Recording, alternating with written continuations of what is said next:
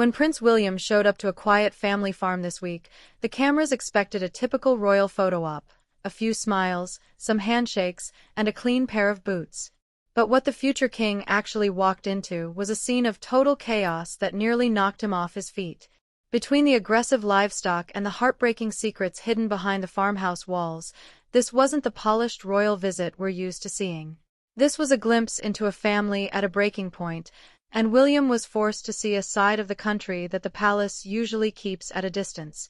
The visit started at a small, family-run farm, far from the manicured lawns of Windsor.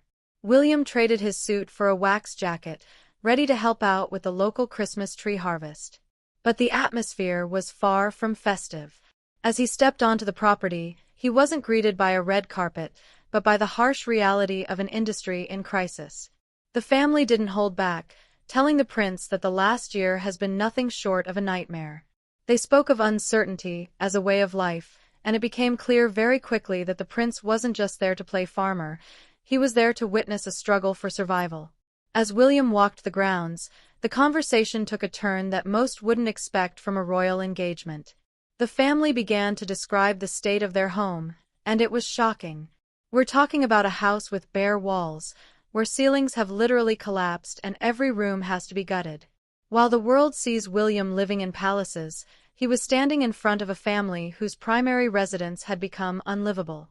It's a side of rural life that rarely makes the news, the grueling financial pressure that leaves families choosing between fixing their roof or feeding their livestock. But the most emotional moment came when the family revealed their current living situation. Because the main house is essentially a shell, they've been forced into a caravan. It's a cramped, difficult way to live, made even more tragic by a recent family health scare. The grandfather of the family suffered a stroke while living in those conditions. It was a heavy, somber revelation that seemed to stop the prince in his tracks. This wasn't just about business anymore, it was about a family trying to care for their elderly while their legacy literally crumbled around them. William, who has made mental health his life's work, didn't shy away from the darkness. He pushed deeper, asking the farmers how they actually process the stress. He used words like cathartic and asked if they ever felt like they simply couldn't get up in the morning. It's rare to hear a future king talk so bluntly about the psychological toll of poverty and hard labor. He seemed genuinely concerned that in the rush to pay bills and keep the farm running, these people were forgetting to look after their brains.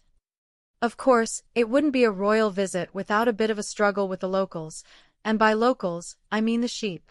When it came time to feed the flock, the animals didn't care about royal titles. They swarmed the prince so aggressively they almost took him down. The family joked that the sheep almost had him over, but William managed to stay on his feet, laughing off the near disaster.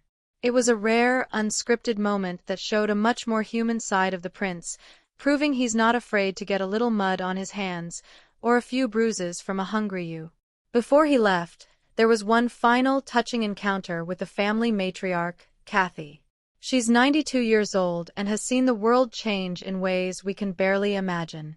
She shared an incredible story with William about the war people and how they used to hide their pigs to keep them from being seized during the war years.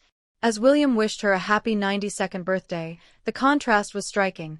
A future king listening to the survival tactics of a woman who lived through the darkest days of the 20th century.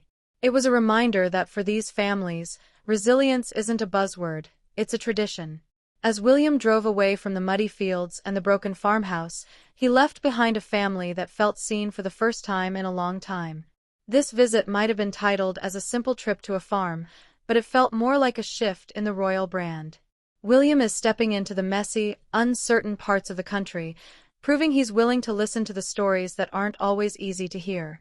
But it leaves us wondering, can a prince truly understand the struggle of a family living in a caravan, or is this just a well-timed look at the people's king before the crown finally settles on his head?